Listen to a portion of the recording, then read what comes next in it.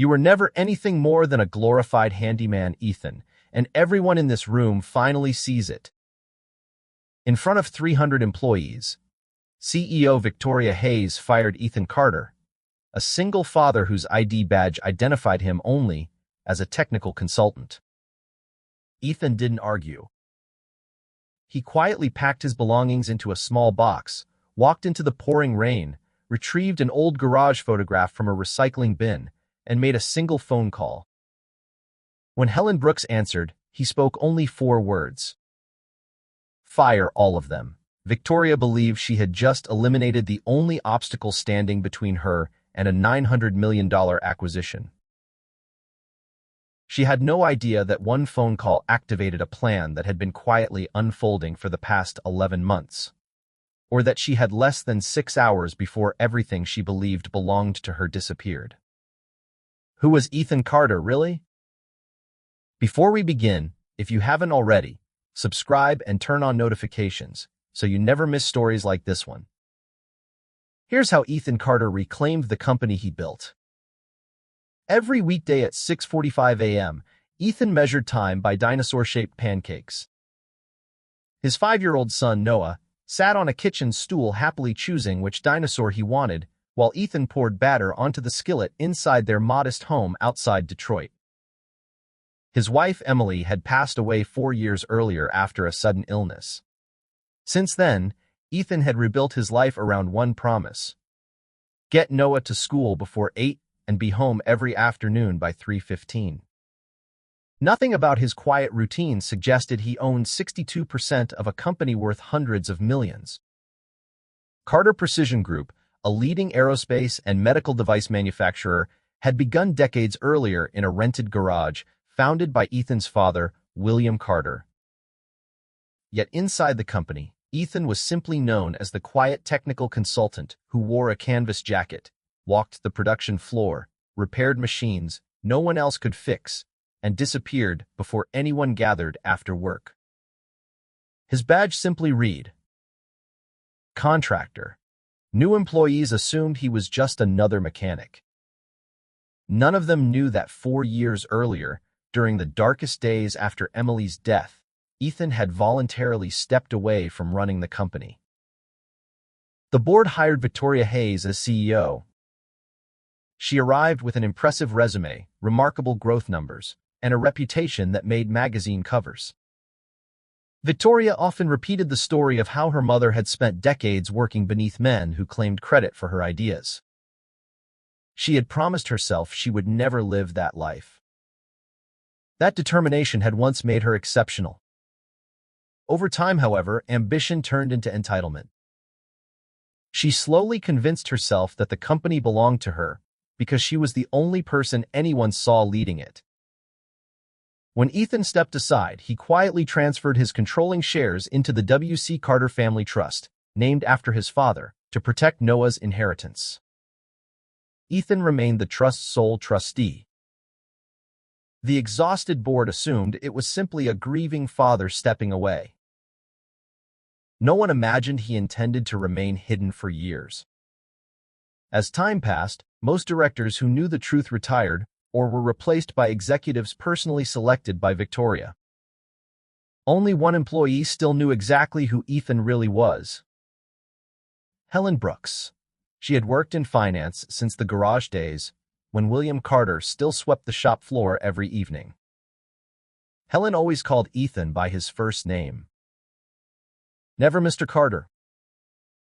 She understood something Ethan himself had almost forgotten. A secret survives only as long as those protecting it remain silent. She watched Ethan disappear into the role of a consultant, patiently waiting for the day the truth would finally matter again. The first warning signs seemed insignificant.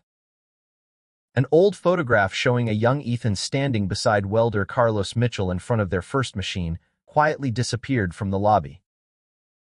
Weeks later, Ethan found it hidden inside a box marked archive, as though someone wanted the company's history rewritten without him.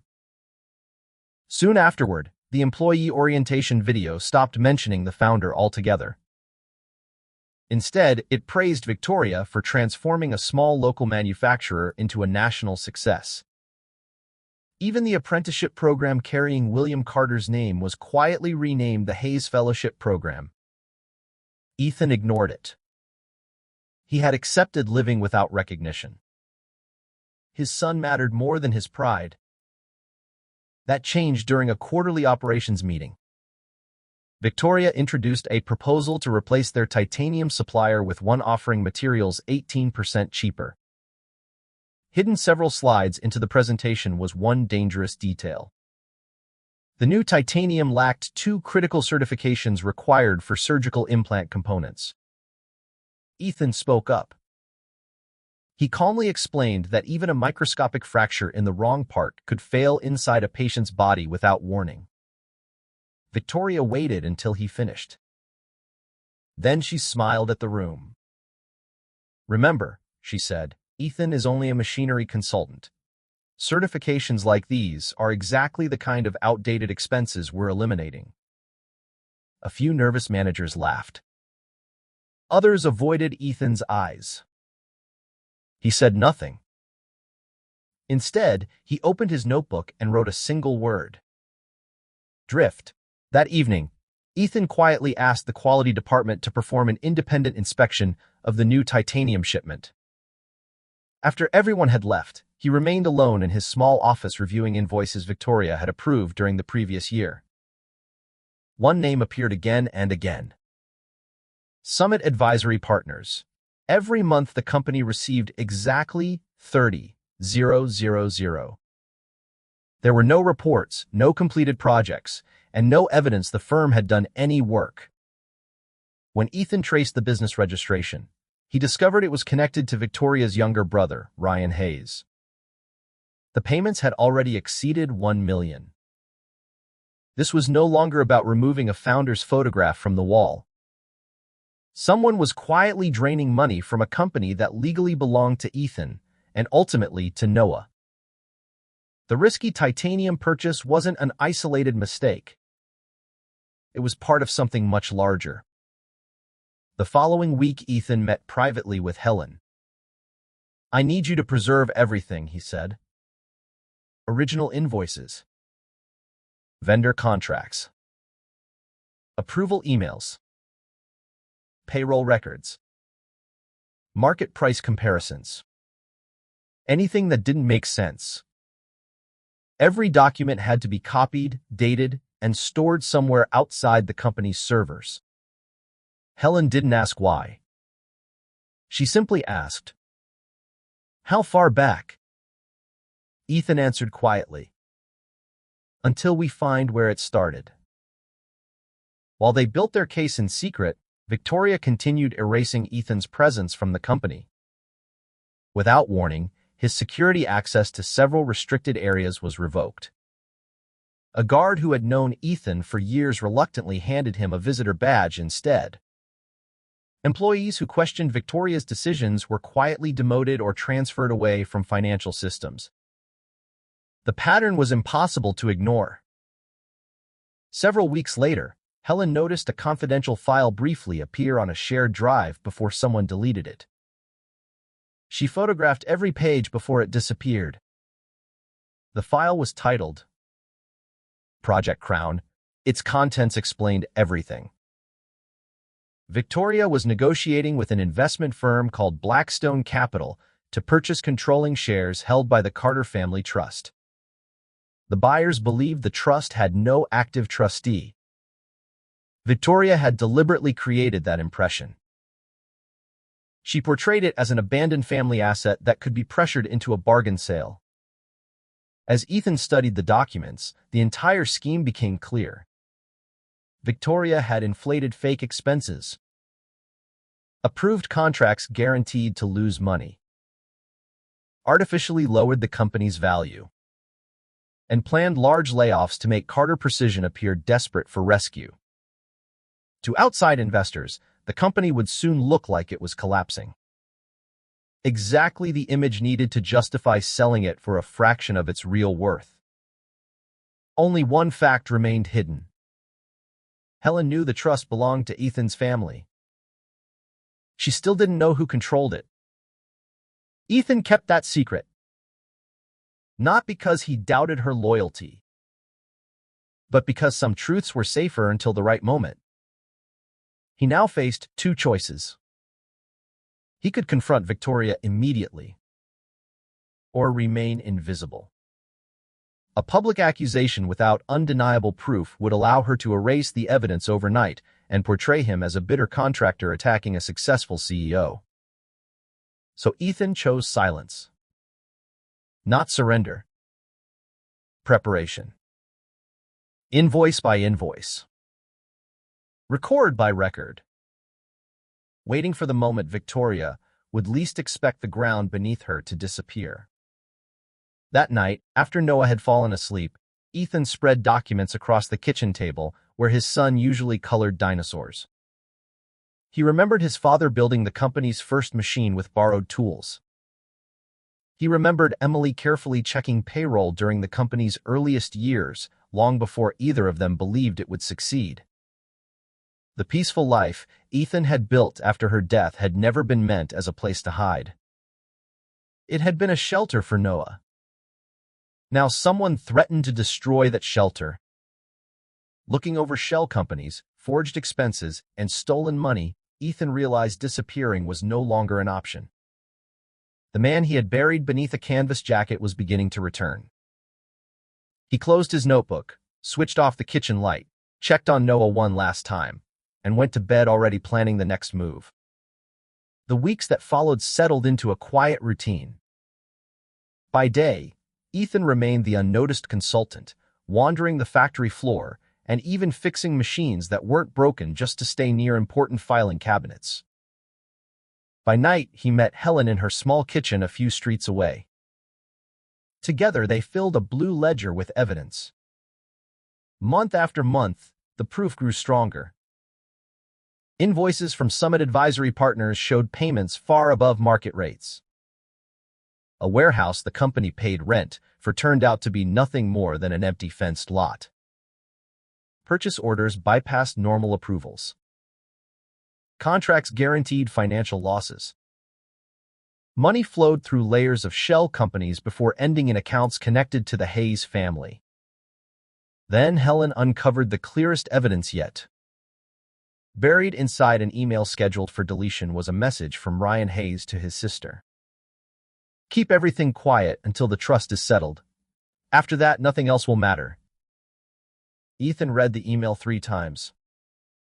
Now he understood exactly how far Victoria and her brother were willing to go, and how little time remained before Blackstone Capital completed the deal. Soon afterward, Ethan brought in Laura Mitchell, an experienced attorney who had handled small legal matters for the Carter Family Trust for years without realizing how important it had become. Laura listened quietly as Ethan laid every document across her desk. When he finished, she shook her head. "You're still not ready." Victoria controlled the company's legal team, its internal systems, and a board that barely remembered Ethan's real role. One mistake would let her paint him as the criminal instead. Then Laura asked a simple question. "How many current board members even know you're the founder?" Ethan counted them aloud. The number was painfully small. Most directors who had approved his temporary departure years earlier had retired. Their replacements had all been chosen by Victoria. They knew her. They barely knew Ethan. Laura helped him realize the real battle wasn't just proving fraud. He had to prove who he was. And he needed evidence so overwhelming that no one could deny it. "The only winning strategy," Laura said, "is patience disguised as obedience." So Ethan continued pretending to be exactly what Victoria believed, a harmless consultant. But Victoria soon sensed something was wrong. Within weeks, she noticed unusual activity involving old financial records. Someone had been accessing files late at night. She immediately ordered an audit of every finance computer, restricted Helen's system access, and instructed security to monitor anyone entering the building after hours. The trap was closing. One evening, an IT technician arrived almost an hour early to inspect Helen's computer. She was still copying critical files onto a flash drive hidden inside her purse. Watching through factory security cameras on his phone, Ethan reacted instantly. He deliberately triggered a fault in one of the production line motors. The emergency alarm echoed through the building. Every available IT employee rushed to the factory floor. By the time they returned, Helen had already hidden the drive and was calmly working on an ordinary spreadsheet. Victoria wasn't convinced. The next morning, she called Helen into her office. Her voice sounded polite, but the warning was unmistakable. It would be a shame to lose your pension over unauthorized company documents. Helen smiled politely. She thanked Victoria for the reminder. Then she returned to work and continued gathering evidence. Later, she told Ethan, "Fear only works when you still have something more important to protect than the truth." Meanwhile, Ethan faced another challenge. One Thursday afternoon, he almost missed Noah's kindergarten dinosaur presentation because he was securing backup copies of financial records. When he finally arrived, breathless and smelling faintly of machine oil, Noah stood alone near the stage, repeatedly glancing toward the empty chair reserved for his father. On the drive home, Noah quietly asked, "Dad, did the machines need you more than me?" The question hit Ethan harder than any document in the Blue Ledger. It reminded him of the months after Emily's death, when grief had stolen precious time from his son. He pulled the car to the side of the road. Turning toward Noah, he spoke carefully. "Nothing in any building matters more than you. If I'm ever late again, it won't be because a machine needed me. It'll be because I'm protecting what's ours." Noah thought seriously for a moment. Then he asked, "Did you fix the broken machine?" Ethan smiled gently. "Yes."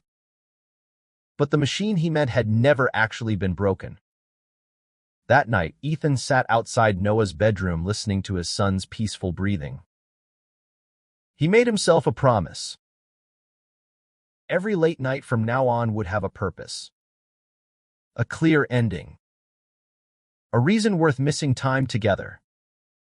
He refused to let the company steal another piece of Noah's childhood. A few days later, Laura called. A courier had delivered a signed voting proxy to her office. According to the document, the Carter Family Trust had authorized Victoria Hayes to vote in favor of selling its controlling shares to Blackstone Capital. Ethan's printed name appeared beneath a signature that looked exactly like his own. "I never signed this," Ethan said immediately. Laura believed him before he finished speaking. The notary's license listed on the document had expired over a year earlier. The date had clearly been altered. Most disturbing of all, the signature had been created using Ethan's old signature stamp. Years earlier, while running the company, Ethan had used that stamp to approve contracts quickly. When he stepped away after Emily's death, he left it locked inside the CEO's office safe. Victoria had taken that forgotten tool and used it to forge his authority. She had stolen his voice, his signature, his legal identity, all to sell the inheritance he had spent years protecting for Noah. Sitting silently across from Laura, Ethan stared at the forged document. This wasn't anger anymore. It was something colder. Removing his photograph from the lobby had been one thing. Using his identity to rob his son was another. Laura finally asked, "What do you want to do now?" Ethan looked up. "We finished the case. And we finish it faster than she expects." This had become more than corporate fraud. It was now a race to stop a crime before it became permanent. Laura explained that Michigan law allowed someone to record conversations they personally participated in without notifying the other party. From that day forward, Ethan carried a small recorder inside his jacket wherever he went. He wasn't gathering revenge. He was gathering proof. The company's 15th anniversary celebration gave Victoria the opportunity she had been waiting for. She approached Ethan as he stood alone near the refreshment table. Her voice sounded almost friendly. "I don't hate you," she said. "People like you build factory floors. People like me build empires." Then, without lowering her voice, she added, "You were never the brains of this company. You were just the muscle we used for photographs." Ethan didn't respond. He simply stood there while the recorder hidden inside his jacket captured every word. His expression never changed. But inside, something had settled into absolute certainty. He thought of his father building the company's first machine with his own hands. He thought about how someone who had never worked beside those machines now dismissed that entire legacy as nothing more than decoration. To Victoria, Ethan's silence looked like surrender. She walked away more confident than ever, convinced whatever resistance remained had finally disappeared. She had no idea those words would later become evidence she couldn't deny. A few days later, Helen uncovered another devastating discovery.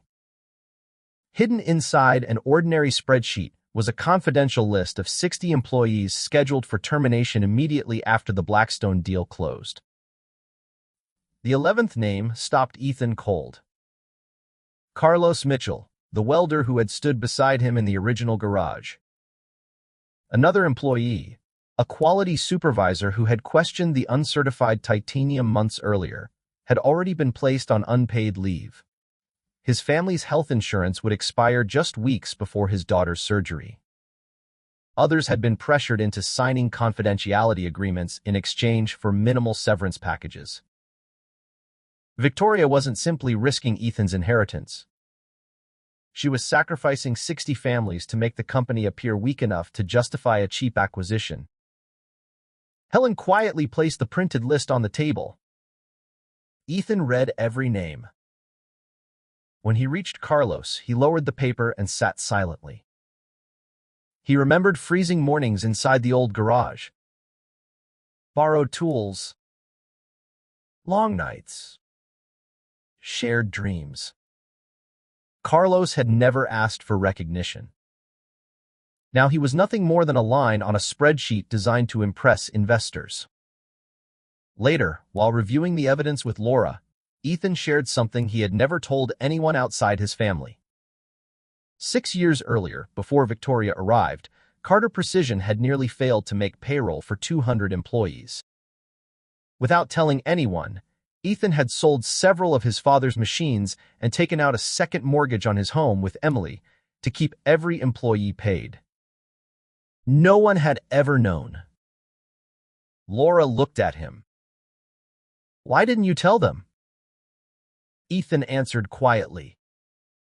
"I never wanted anyone to feel they owed me for simply keeping their jobs." Laura's response stayed with him.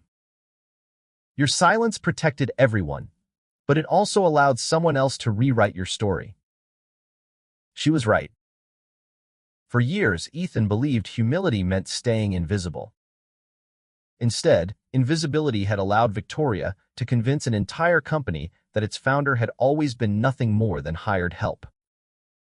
Days later, Helen uncovered the final missing piece. Inside an executive calendar, she found the confirmed closing schedule.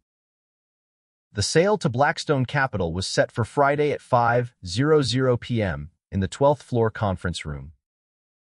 Money would transfer the following Monday. For the first time, they had a deadline. Laura immediately prepared legal filings. She drafted documents revoking the forged proxy.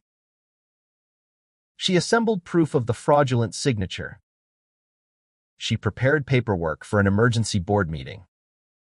Copies of the Blue Ledger were duplicated and stored outside the building, along with files prepared for law enforcement. The plan was straightforward. Stop the transaction before it happened. Expose everything. protect the company. Meanwhile, Ethan continued living two completely different lives. Every morning he made dinosaur pancakes for Noah. He dropped him off at school. He wore the same canvas jacket and quietly walked the factory floor. Every night he met with Helen and Laura, testing every detail of their plan for weaknesses. Neither world knew how carefully he balanced the other. Everything depended on reaching Friday. But the plan didn't survive. Late Wednesday night, Victoria discovered suspicious login activity connected to Helen's account. Within hours, she realized Ethan and Helen weren't simply loyal employees. They were building a case against her. If she waited until Friday afternoon, she might lose everything. So she acted first. Before sunrise Thursday morning, Victoria called an emergency all-staff meeting. Nearly 300 employees gathered while company cameras streamed the event live to every branch office. Standing confidently at the front of the room, Victoria made her announcement. Effective immediately, Ethan Carter's consulting contract is terminated. Within minutes, 2 security guards escorted Ethan from the building. His badge was deactivated before he reached the parking lot. His name was added to the list of people forbidden from returning. He never argued, never protested, never looked back, even though he felt 300 pairs of eyes watching him leave. At the same time, Helen was suspended. Her laptop and company phone were confiscated as shocked coworkers watched in silence. The finance department was locked down. Victoria immediately moved the signing ceremony forward from 5:00 p.m. to 4:30 p.m., determined to complete the sale before Ethan could respond. She also warned every employee that sharing company documents would result in immediate legal action. The threat was aimed directly at Helen. Laura worked frantically to obtain an emergency court order. There wasn't enough time. Worse still, Blackstone Capital still believed the forged proxy was legitimate. Ethan and Helen had been locked out of the very building containing the remaining evidence. Only hours remained. If Victoria completed the sale, reclaiming the company could take years in court. Everything Ethan had quietly built over the previous 11 months now depended on a handful of desperate hours. Before leaving the property for what security assumed would be the last time, Ethan slipped into the archive room. He recovered the discarded photograph of himself and Carlos standing proudly beside the very first machine his father had ever purchased. Then he walked into the pouring rain. Standing on the sidewalk, he took out his phone and called Helen from memory. When she answered, he calmly spoke 4 words. "Fire all of them." There was no anger in Ethan's voice. Only the calm certainty of a man who had spent 11 months preparing for this exact moment. Victoria had crossed the line the instant she forged his signature and publicly humiliated the founder of the company his father built. Helen didn't hesitate. "I understand," she replied. "I'll take care of everything." She had already secured the final backup of the blue ledger far beyond the company's reach.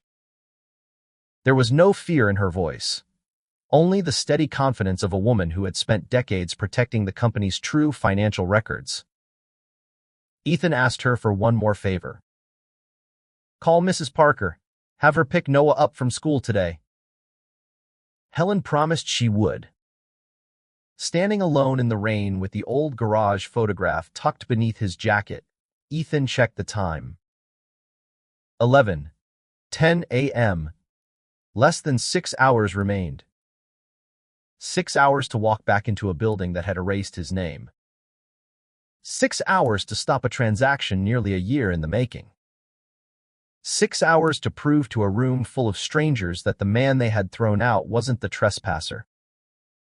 He was the rightful owner. He thought about his father unloading the company's first machine with nothing but ropes, determination, and borrowed equipment. He thought about Emily checking payroll by hand at the kitchen table. He thought about Carlos welding through endless nights to finish impossible orders. None of them had needed titles to prove what they had built. For 4 years, Ethan had believed the same.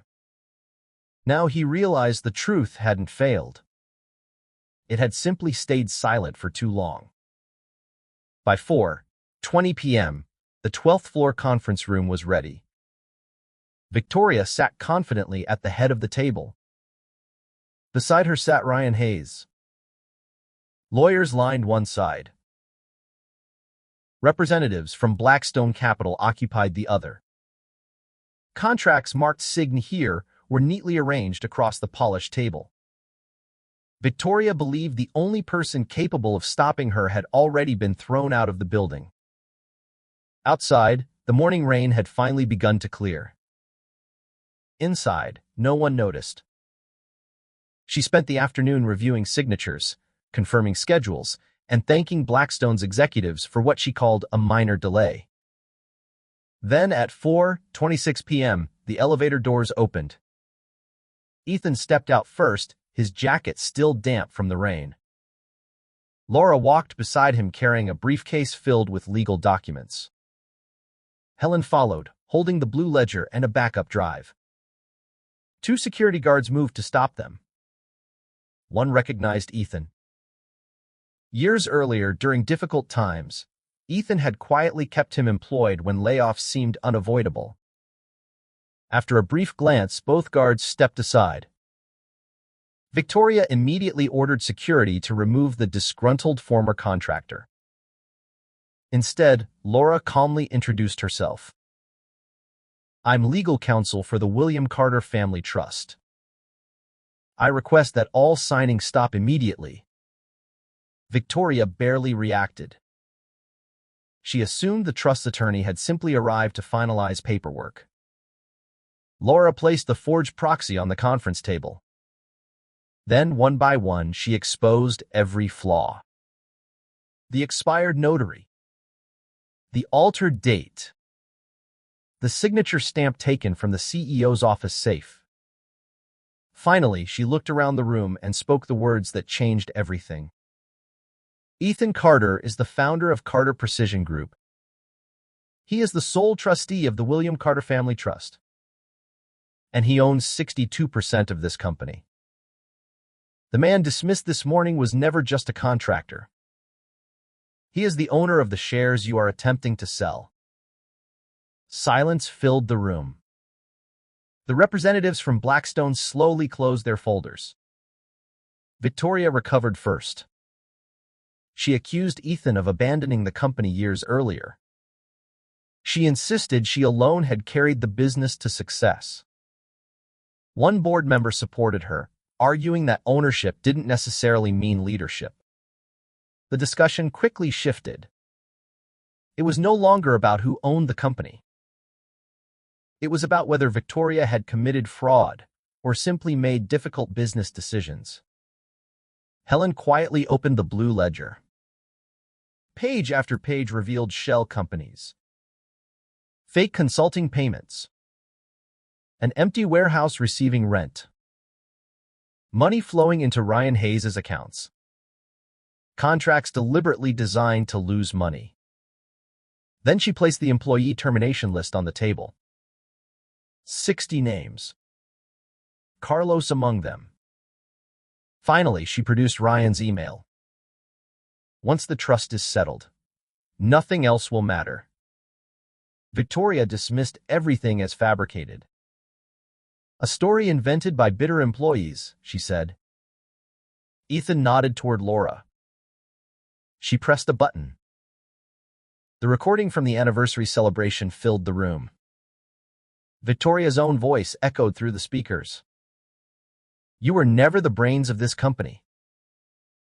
You were just the muscle we used for photographs." The room fell silent. Ethan looked directly at her. "You were right about one thing. I was the muscle. I was the one holding this company together while you quietly loosened every bolt beneath it." Blackstone Capital's lead representative stood. "We are withdrawing from this transaction. The ownership documents presented to us are clearly fraudulent. In that instant, Project Crown collapsed. Laura immediately called for an emergency board meeting. Victoria made one final attempt. "We can resolve this privately," she insisted. "Don't destroy the company's reputation." Ethan answered calmly. "You had 11 months to fix this quietly. Instead, you spent those months renting my signature." The board reviewed every document Helen had collected. Before the meeting ended, they unanimously voted to remove Victoria for cause. That same evening, Helen finalized termination paperwork for everyone directly involved. Ryan Hayes, the procurement director, the Meridian contract manager, the communications director, the branding executive. Every decision was backed by documented evidence. Ethan fired no one out of revenge. He simply acted on the truth that had already been proven. Victoria packed her belongings into a cardboard box. As she crossed the lobby, she stopped before the restored photograph of Ethan and Carlos standing beside the company's first machine. No one applauded. No one mocked her. Employees quietly returned to work. She walked alone into the same rain Ethan had faced that morning. This time, the doors closed behind her. The consequences moved quickly after that. An independent investigation confirmed that millions of dollars had been transferred through shell companies over several years. Ryan Hayes was arrested and later cooperated with investigators, hoping his assistance would reduce the consequences he faced. Victoria eventually pleaded guilty to charges involving fraud and falsified documents. A large portion of the stolen money was recovered. She was permanently banned from serving as an executive at any publicly traded company. The same magazines that once celebrated her success quietly removed the stories that had built her reputation. Meanwhile, Carter Precision Group began rebuilding. The planned termination of 60 employees was canceled immediately. Workers who had been unfairly demoted returned to their positions with back pay. The certified titanium supplier was restored. Helen Brooks became the company's new chief financial officer. Daniel Reed stepped in as executive chairman. The apprenticeship program returned to carrying William Carter's name. And Carlos Mitchell was finally recognized publicly as one of the original founders who helped build the company from nothing. The morning the reinstatement letters were delivered, Helen called Ethan before he had even finished making breakfast. Her voice was calmer than he had heard in months. She told him Carlos had cried while reading his letter at his kitchen table. Not because he was getting his job back, but because, after all those years, someone had finally written his name down as one of the people who built the company. Ethan stood in his kitchen holding the phone. Across from him, Noah was carefully arranging dinosaur pancakes on his plate. For a moment, Ethan couldn't say anything. The company had finally remembered the people who created it. And so, had he... The board offered Ethan the position of full-time CEO again. He refused. When they asked why, he gave a simple answer. The company needs a full-time leader. And Noah needs a full-time father. There is only one of those jobs I can't give to someone else. That evening, after the final board meetings and handshakes were finished, Ethan left quietly. It was Friday night. Noah was waiting at home for pancake night. His son had no idea that his father had just stopped a $900 million deal, exposed a corporate fraud scheme, and protected the inheritance his family had spent decades building. Noah only asked one question. "Did work go well today?" Ethan sat beside him at the kitchen counter. Rain still lingered on his jacket. He smiled. "Yeah. It was one of the best days I can remember."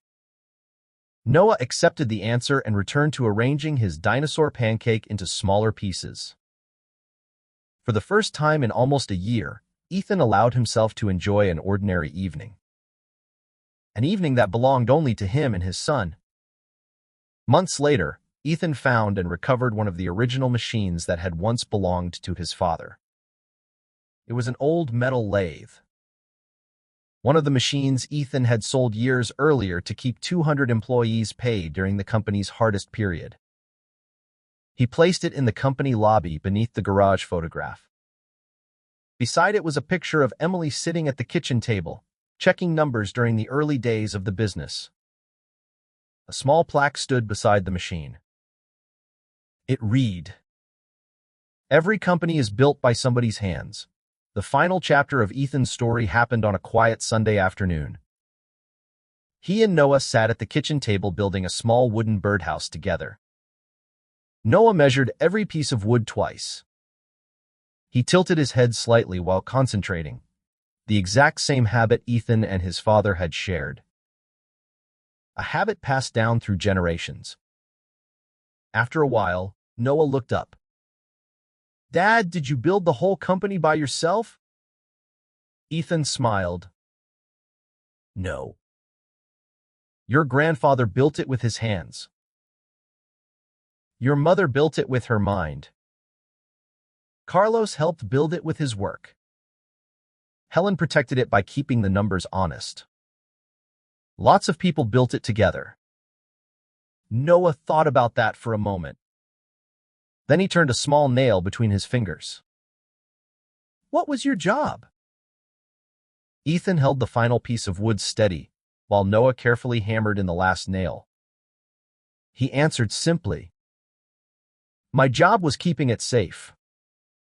The birdhouse was slightly crooked, but it stood on its own.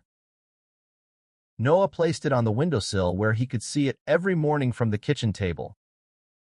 Because silence never meant someone had nothing to say. Sometimes the quietest people carry the heaviest responsibilities.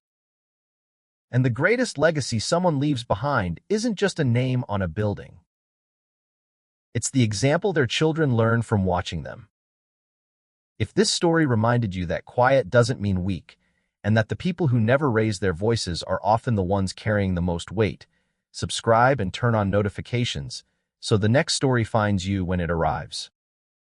Leave a comment and share what part of Ethan's journey stood out to you most. See you in the next story.